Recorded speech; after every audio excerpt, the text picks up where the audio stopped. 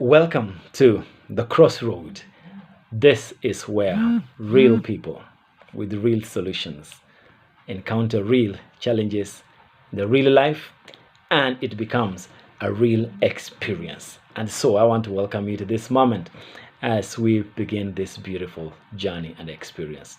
The Crossroad is a beautiful place where we all meet, and this is John Mark welcoming you to this moment and this episode today. Now, today, and as we have been covering for the last few days, we've been talking about communication. Communication in relationship, communication in marriage, communication in that journey that you are in, whether you are in a relationship, whether you're married, whether you are in a courtship, whether you're going through an experience that you think is lovely. This is where we talk about the real things, real life, real situations, real issues, and we meet real people. Now, today, our topic is a very interesting one. We are talking about being a good listener. Being a good listener. What exactly does that mean, to be a good listener? It means that you must be someone who is interested in that which is being said. It means you must be someone who has shown that you are interested in what someone is talking to you about. Being a good listener requires that you must show interest. You must show you must be excited about what you're talking about. You must be interested in what your friends or whoever you are talking to is telling you. So we are talking about being a good listener. Let me just kind of like try and define what it means to be a good listener. It means that you are hearing not just what is being said, but what the person meant. Sometimes people will say things, but that's not exactly what they meant it to come out. But then that is what came out. Now, what you're supposed to help do is to demystify what it is that they wanted to say, or bring out what they wanted to say, or at least understand what they meant. Now, sometimes that can be very confusing, but then just learning to understand what they meant. And I will give simple illustrations and examples. And I talked about it last week, and I think I can still bring it out, that sometimes men and women misunderstand each other because we give definitions to different things. Like a simple thing for a man. You ask a man, what time is it? He looks at his watch and tells you it is 7 o'clock. To a woman, they might ask you, what time is it? It means it's either too late, we can't, or I don't think I have enough time. Now, what you're supposed to be able to understand is what she meant, not what she said. Now, the problem with that is that sometimes it confuses men because men give meaning, basic meaning things. I mean, they give definitions and meanings to their basic understanding. They give meaning to their basic understanding. What it is. What is the time? The time is this. That. You understand it that way, plain and simple. For a woman, it could simple. Remember when we talked about the helicopter landing and the jumbo jetting? Sometimes it could be like we're going out and she asks you, she says it is 7 o'clock, which means it's too late. I can't prepare enough. It is too late. We are not ready to. It's too late. We can't go out today. All she just said that it is 7, which means it's too late. Now that confuses the man because the man says it's 7. Yes, we still can make it. We have 30 minutes. She needs 2 hours to prepare. We need to understand. Now, being a good listener, like I said, then means that you must be willing to understand not just what has been said, but what was meant. Number 2, it also requires that you pay attention to the details of what actually the conversation is going, where it's coming from to where it's going. When you understand the details, it gives you an opportunity to be able to say, kumbe, that's what you meant. Really, that is what you actually meant, which for me is important. Number 3, it means that you must be able to say more about or hear more about what the heart is saying than what the mouth is saying. Because sometimes the mouth will say so much, while the point was just one. And you've gone round the circles, you just wanted to say one point. So listen to what the content is and finally decipher that which was meant instead of just that which was said. So sometimes in the multitude of words, you may find this is what I was saying. Now, this sometimes happens when the conversation, you are not comfortable with the person you're talking to, or you scared of saying it because you're not so sure it will be understood, or it will be heard properly, or it could bring a conflict between the two of you. And so you feel like, okay, I was thinking, the other day, blah blah. Just say, go straight to the point. Now sometimes it is hard for people to go straight to the point, so then what we do, in the midst of all those 10,000 words someone said, they just wanted to say one thing. So sometimes you need to actually get to know, what is it that the person meant, what is the heart actually saying, what exactly is the gist of the story, not the magnitude of the words that make the story. Now for you, therefore, then you must be able to ask, what is coming from the heart? And in a relationship situation, what comes from the heart is bigger than what comes from the mouth, because the heart sometimes may not say much. It may, in very few words, say a lot. Sometimes the heart just says almost nothing, speaks no word, but in that silence there's so much that has been said. So as a couple, you need to be able to understand when your partner is saying so much by saying nothing. And unfortunately, the problem sometimes we face is that people think that nil by mouth, in other words, total silence, speaks sometimes.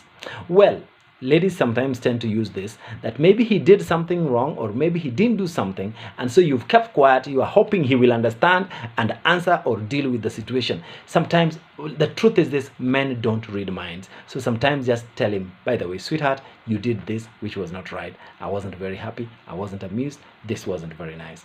Now, when you do that, it helps solve the situation.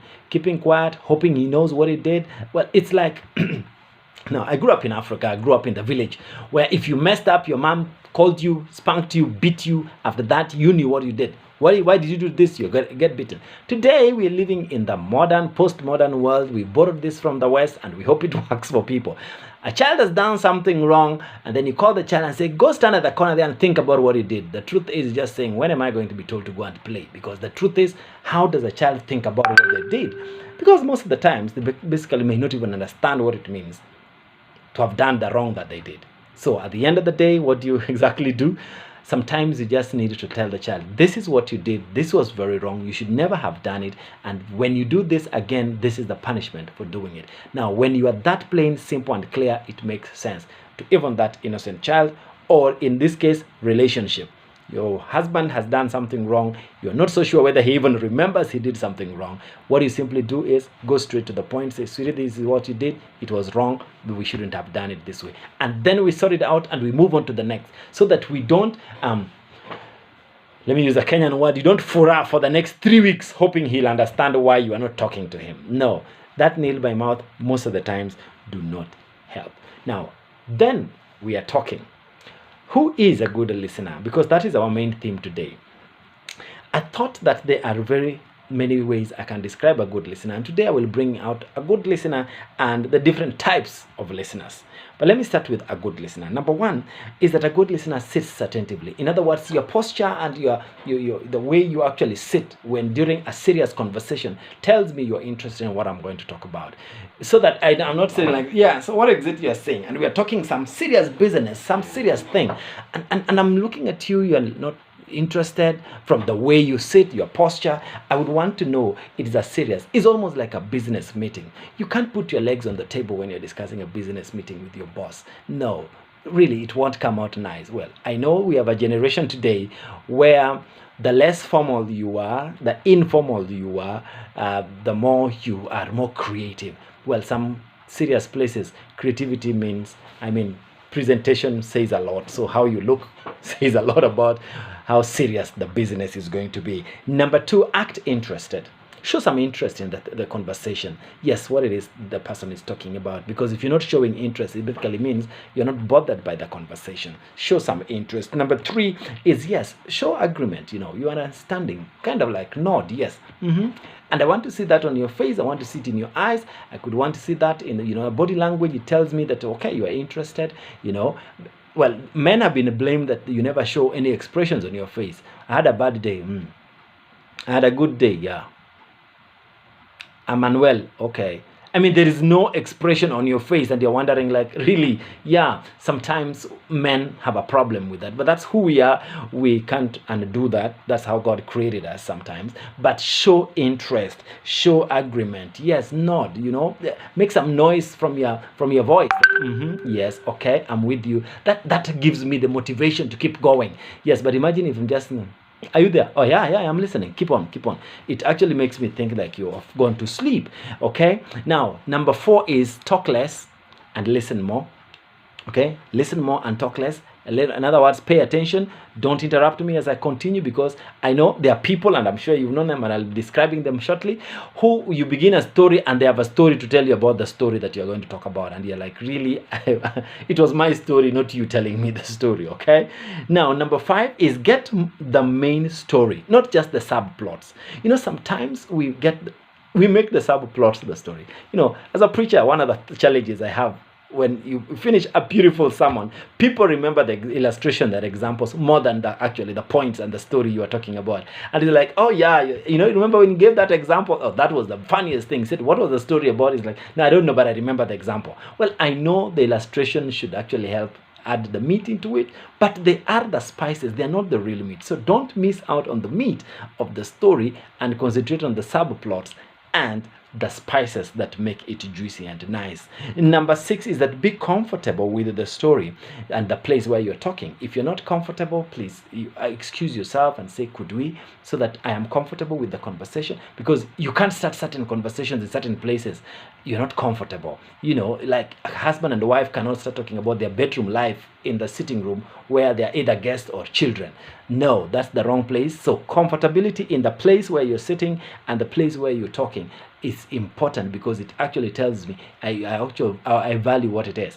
Sometimes we want to punish our children because they've done something and the place is wrong. In the presence of their friends, in the presence of everybody else, like, come here, you did this. Or it could be even at home, even in the office. Sometimes your spouse, your husband or wife have come to the office and something just didn't work well in the morning or during the day. That is the wrong place to have some certain kinds of discussion. The secretary is there, a few colleagues are watching, and some of our offices basically do not even have partitions, so guys can be hearing you talking some certain conversation and they're saying, really? That's how? Okay. Yeah, there is fire in paradise. The rich also cry. Remember, I'm sure you know what I'm talking about. Okay. Now, maintain eye contact. Now, there are some people who find it very hard to look at you face to face when you talk. Now, there are those of us who are very shy, so they will be looking down. But eye contact says a lot. Now, people who study behaviors will tell us that someone who's avoiding eye contact, or maybe tapping their fingers, or there's a way in which you can tell when someone is lying. Well, you need to know how to tell when someone is lying as a study and a science, but don't just conclude that because I did this, then I'm lying, or because I'm doing this when I'm talking, I'm lying. No, but eye contact tells me that you are reading into it, you are following, you're keen, you're with me as I do that, and that is number 7. Now, number 8 is ask well-phrased questions. Ask well-phrased questions. Some questions will, they say open-ended, and there are those that are closed-ended. You ask me a question that the answer is yes or no. You begin to ask that, really, are you interested? I give you a one-word answer, and it's like, anything else? But the question only required a one-word answer, yes or no, or I don't know, and that can be very frustrating. And so make sure that your question also gives me the opportunity to continue explaining what it is. So it gives me an opportunity to finish and continue and expound the story as we go. All right. Number 9 is don't interrupt. Don't interrupt the story. Don't interrupt the conversation with something else, and I'll be talking about that briefly. Don't interrupt the conversation, because when you do, some people lose track of where they were, and you begin to wonder, okay, where was I said, I don't know where you were. Then it's like, okay, you don't know where I was, and you interrupted me, so where do we start? Do we start afresh? That becomes confusing. And then, of course, point number 10 is you need to show an attitude of respect in any serious conversation as a good listener. If I see you respecting my conversation, you respect me. There are people you talk to say, okay, what's your problem? Okay, oh yeah, so, okay, tell me what it is you want to say. And I'm feeling like you don't even respect what I'm going to talk to you about. You're throwing your fingers all over the place. I'll be like, It's okay. We'll talk about it another day. And of course, I lose interest, you lose interest, we lose interest, and we lose the conversation. So, I mean, those are 10 points that I think you should be able to look at when you think about being a good listener. As a spouse, as a friend, are you a good listener? Now, these are the types of listeners that we usually have. Of course, we have got what we call the good listener. That's the ideal. What about other types of listeners? Number one is the bored listener. It's like, oh, yeah, the ones that already looks bored. He's not even interested. That's number one. He's bored. He doesn't want to listen. He's had a long, bad, ugly day. Yes. Number two is a selective listener. And I'll be very honest. Sometimes when people want to fight, they are so good at this. Being a selective listener basically means that you choose what you want to hear. And you can say a whole sentence and someone just says, oh, by the way, you said this, you said this. Just one word is what I pick from the whole story. Yeah, like your wife could come in and say, oh, sweetie, by the way, why is that you always don't finish your food? Like, you mean I don't finish food? Okay, I've never finished food in this house? Really? No, you can't be so serious. No, I always eat. The word is never finish. And the fact that I don't finish basically means you're trying to say that there's something wrong with me whenever I am eating. Now, it is important that we ask ourselves the question, are we a selective listener? Sorry, my system seems to be letting me down in some areas. Okay, so are you a selective listener? If you are, you need to be very careful. Now, number three is defensive listener. What does it mean to be a defensive listener? Defensive listener basically means that you are the kind of people who listen and listen. Not only selectively, but defensively. Like, you begin to start telling a story. Aha! Someone asks you, so how was your day? Is there a problem? Why are you asking? Why are you asking? And the other one is like, your mom called. Okay, what did she say? Did she raise an issue? And you're wondering, really, you're defensive. You're always asking a question to go with the question. You're always asking a question to try and cover up instead of answering simple and directly. Okay, that is important win. Now, number four is the interruptive listener. Interruptive listener is a type that as you begin to tell something, suddenly is like, just give me a minute. Okay, hi. It's okay. Yeah, so what were you saying? You're always interrupting. You always have, have you ever talked to some of these guys who will make a phone call to tell the person, I will call you later. Yeah, I call someone to tell them I'll call you later. You wonder, really, what's wrong with you? If you want to call now and finish. Don't call later. Call now to tell the person I'll call you later. Hi, listen, just give me a minute.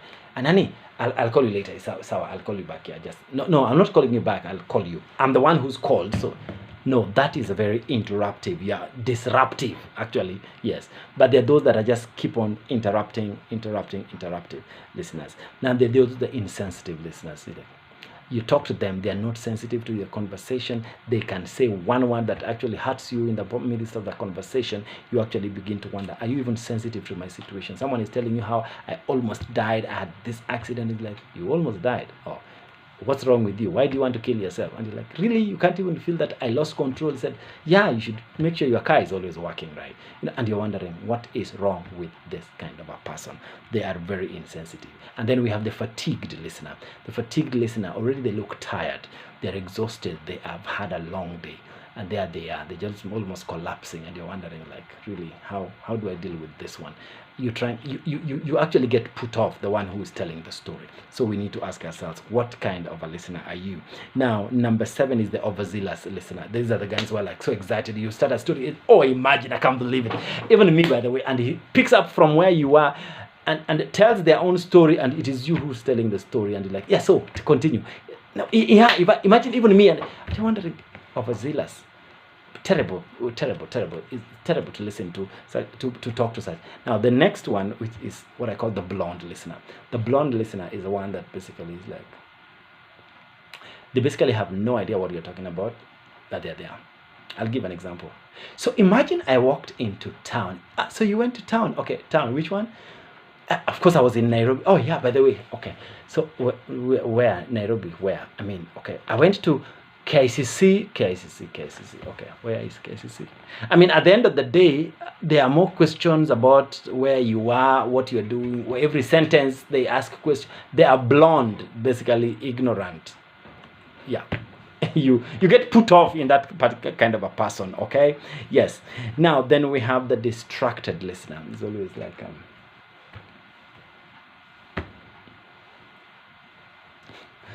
they always have something. Their mind is always thinking about something else. They are disruptive and distracted. Their mind, they are not here with you all the time. They are thinking. Their hands are all over the place. Of just give me a minute, just let me do this. Okay, let me. They are distracted. They are constantly away from the conversation. Then of course we have the passive listener. They don't even talk. They don't respond. They don't show interest. They're just there, and you're wondering, can I help you? Yes, you could help me, but I don't know. But maybe, yes, I don't know. And they are just there. Okay, good. You're wondering, yes. And then we have number 11, the uninterested listener. They are not interested in everything you're saying. They've lost interest from the beginning. They have not been with you from the beginning. No, okay. Then those that I've listed mostly are negative, not very positive. And then of course we have the participatory listener. Oh yes, yeah. Oh, good. Yeah, by the way. Yeah, and you get motivated. You want to keep going on, and you just want to be. That's the kind of what I talked about as a good listener. And then of course we have the one that is interested in what you're talking about, and they are excited. They are interested in that, whatever it is you're saying. The more you talk, the more I get excited. Now I want to ask that if you are a good listener, can you be able to help in this journey of communication in a relationship? What kind of a person are you? What kind of a listener are you? Are you a good listener or a bad listener? God bless you. This is John Mark saying, let's keep this crossroad alive. Let us deal with issues in relationships, in family, in our life. And I am willing to walk with you on the crossroad where real people meet real challenges, real issues, and they solve them. God bless and have a lovely evening.